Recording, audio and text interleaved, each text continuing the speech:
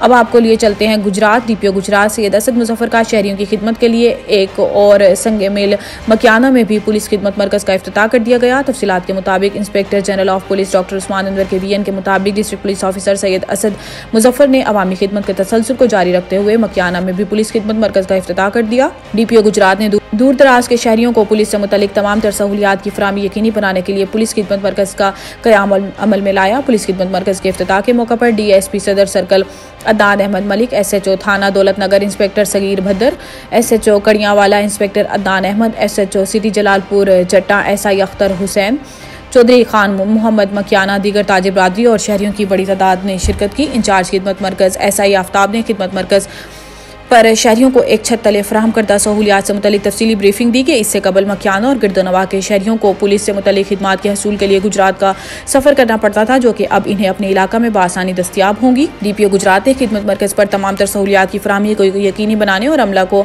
अवामी खिदमत के जज्बे से सरशार होकर फ़राइज़ की अदायगी की हिदायत की। इस मौके पर DPO गुजरात सैयद असद मुजफ्फर का कहना था कि खिदमत मरकज़ पर शहरियों को पुलिस से मुतल्लिक तमाम तर सहूलियात और खिदमात तवील और कठिन मुसाफत की बजाय मकियाना में एक छत तले मुयस्सर होंगी। पुलिस अवामुन्नास की जानो माल के तहफ़्फ़ुज़ के साथ साथ हर मुमकिन सहूलियात देने के लिए दिन रात कोशिश है। रिपोर्ट हकीम मोहम्मद अरशद, गुजरात।